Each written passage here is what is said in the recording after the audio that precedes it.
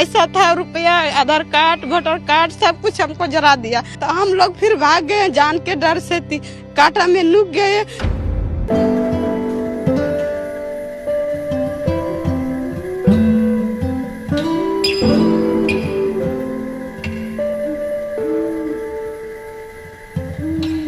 ये मंजर है बिहार के नवादा जिले का कृष्णानगर बस्ती। डीएम साहब ने आपको बताया कि ये टाइटल का डिस्प्यूट चल रहा था दोनों पक्षों में। यहाँ पे जो एक पक्ष जो बसा हुआ था वो यहाँ पे उनका कब्जा था, दूसरा पक्ष उसकी क्लेम कर रहा था काफ़ी समय से, और उनके द्वारा ये जो है हरकत की गई है। इसमें आगे हम लोगों को और गिरफ्तारी सुनिश्चित है। आपको पहले बताया कि यहाँ मैजिस्ट्रेट ऑफ फोर्स जो है अभी अगले 2 से 3 दिन तक यहाँ पे कैंप करेगा, जब तक सिचुएशन नॉर्मल नहीं हो जाती है। अगर सिचुएशन फिर भी नॉर्मल नहीं रहती है तो हमारा फोर्स और मैजिस्ट्रेट जो और आगे कंटिन्यू करेगा, और लोगों को ये अपील है कि शांति व्यवस्था बनाए रखें। अगर कोई सूचना ऐसी कोई इंटेलिजेंस हमारे साथ शेयर करना चाहते हैं गोपनीय तरीके से तो जरूर हमारे साथ साझा। सर, अब तक कितने का क्षति का आकलन किया गया अभी तक? जैसा आपको बताया कि करीब 21 घर जो हैं अभी तक क्षतिग्रस्त हुए हैं। डिटेल चल के जो है रात भर चलेगा, लेकिन जो ऑफिशियल नंबर अभी तक हम बोल रहे हैं वो 21 घरों का। बड़ी संख्या में जिला प्रशासन और पुलिस की टीम कैंप कर रही है। सुरक्षा के मद्देनजर मजिस्ट्रेट और भारी संख्या में पुलिस की तैनाती भी इलाके में कर दी गई है। नमस्कार दोस्तों, अभी आप देख रहे हैं आरपी न्यूज। और जैसा कि हम बता दें, बिहार के नवादा में जिस प्रकार से महादलित बस्ती में 80 घरों को आग लगा दिया गया, बर्बाद कर दिया गया, उसका मुख्य आरोपी नंदू पासवान बताया जा रहा है। तभी हम उसी नंदू पासवान पे बात करेंगे कि आखिर नंदू पासवान को उतना हिम्मत कहां से आया कि एक बार में एक रात के अंदर 80 घरों को उजाड़ दिया गया। तो उसी नंदू पासवान के बारे में बात कर रहे हैं। बिहार पुलिस का रिटायर्ड एक जवान है, वही नंदू पासवान जो मुख्य आरोपी है, जिसको प्रशासन ने पकड़ लिया है। और बताया जा रहा है कि नंदू पासवान ही उसका मुख्य मास्टरमाइंड रह चुका है। 70 साल का नंदू पासवान और महादलित बस्ती का 80 घरों को उजाड़ दिया है। तो आखिर नंदू पासवान की क्या मजबूरी आई थी कि उसको ये कदम उठाना पड़ा? आखिरकार ये कदम उठाना पड़ा नंदू पासवान को कि 80 घरों को बर्बाद कर देना पड़ा।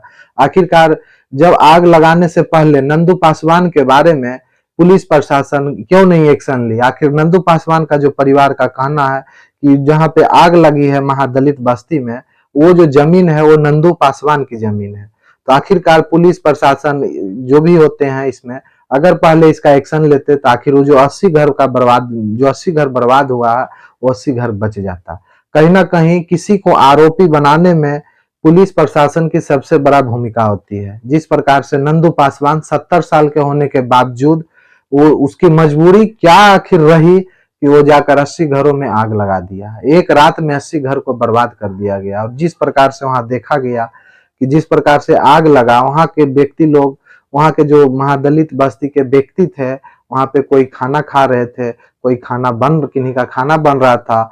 और जाकर जब आग लगी तो आग लगने के बाद उनकी जो बर्बादी हुई, इस पे अभी तक कोई विचार विमर्श नहीं हुआ। और जिस प्रकार से वहां पे बहुत सारे नेता लोग पहुंच रहे हैं, टिप्पा टिप्पणी कर रहे हैं, तो कोई कुछ बोल रहे हैं, कोई कुछ बोल रहे हैं, कोई मुद्दा पे नहीं आ रहे। मुद्दा, सबसे बड़ी मुद्दा ये है कि आखिरकार नंदू पासवान की जो मजबूरी रही होगी, कहीं ना कहीं कुछ मजबूरी ही होगी तब जाकर वो ये कदम उठाया है। तो कहीं ना कहीं उसी नंदू पासवान के बारे में बात कर रहे हैं। पुलिस ने हिरासत में ले लिया है, उनसे पूछताछ हो रही है। और इसमें जो है नवादा अग्निकांड में बताया जा रहा है और पुलिस प्रशासन के द्वारा कि 15 जो आरोपी हैं उनको गिरफ्तार कर लिया गया है। 15 आरोपी के साथ नंदू पासवान मुख्य आरोपी को भी गिरफ्तार गया है और जिसमें 28 नामजद अभियुक्त अभी फरार हैं।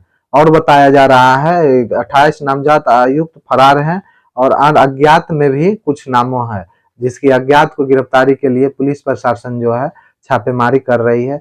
तो कहीं ना कहीं पुलिस बाद में क्यों आती है? कांड हो जाता है तब पुलिस पहुंचती है, कांड होने से पहले पुलिस क्यों नहीं पहुंचती है? आखिरकार कांड होने से पहले पहुंचती तो नंदू पासवान भी बचता और जो 80 घर को जला दिया गया वो 80 घर का व्यक्ति भी बचते। कहीं ना कहीं इसमें आदमी का नुकसान नहीं हुआ है। जो 80 घर में आग लगे हैं वहां पे कुछ मवेशी की नुकसान हुआ है, मवेशी का नुकसान हुआ है, लोग का नुकसान हुआ है, घर जला है, लेकिन व्यक्ति का भी नुकसान नहीं बताया जा रहा है, लेकिन उनका घर उजड़ गया है। तो आखिरकार पुलिस प्रशासन बाद में एंट्री क्यों आती है, पहले क्यों नहीं आती है?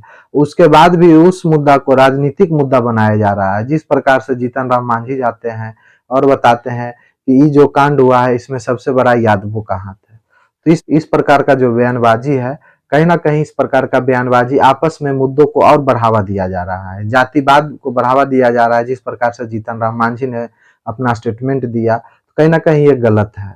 इस तरह का स्टेटमेंट नहीं, वहां पे नुकसान हुआ है, किसी का 80 घर का नुकसान हुआ है। आप उसको अगर मलहम नहीं लगा सकते हैं तो उसका मलहम उजाड़िए भी मत।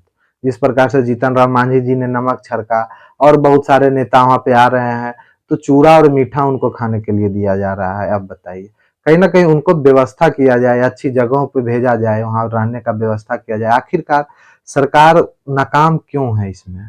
आखिरकार सरकार इस पे अगर एक्शन लेती तो कहीं ना कहीं वो 80 घर नहीं जलता। और सत्ता पक्ष और विपक्ष दोनों से सवाल है मेरा कि कब तक जातियों का राजनीति करते रहेंगे आप लोग? अरे जाति से हटकर आओ। महादलित हैं जो अपने आप को कहते हैं कि हम महादलित का नेता है, हम इसका नेता है, आज वहां पे क्यों नहीं पहुंचते हैं? आखिर पहुंचते हैं तो क्यों नहीं उनका पहले से, आग लगने के बाद क्यों आप पहुंचते हैं वहां पे? आग लगने से पहले आप वहां पे क्यों नहीं पहुंचे कि आपके लोग किस तरह से हैं, किस प्रकार से हैं? तो मैं ये चीज कहना चाहूंगा कि राजनीति, जातियों का राजनीतिक मत खेलो। जिस प्रकार से पक्ष और विपक्ष दोनों में राजनीति हो रहा है जातिवाद को लेकर, तो कहीं ना कहीं जातिवाद को बढ़ावा दिया जा रहा है। और उसमें जो नुकसान हुआ है महादलित लोगों हैं, सबसे पहले हम उनका जाति नहीं आपको हम बोलना चाहेंगे, उनका जाति नहीं, वो एक व्यक्ति पहले हैं, गरीब व्यक्ति हैं जिनका घर उजाड़ दिया गया। आखिरकार क्या दोष उनका रहा होगा? उसमें बहुत छोटे छोटे बच्चे हैं, आखिर उस बच्चा का क्या दोष है कि उसका घर उजाड़ दिया गया? कहीं ना कहीं इसमें सबसे बड़ी अगर भूमिका है तो पुलिस प्रशासन की भूमिका है। अगर पुलिस प्रशासन पहले से एक्शन अगर इस पे लेती, जिस प्रकार से नंदू पासवान का परिवार बताता है कि हम पहले से ही कोर्ट में हैं, तो आखिरकार पुलिस प्रशासन इस पे एक्शन नहीं लिया, इसके कारण 80 घरों को उजड़ना पड़ा वहां से।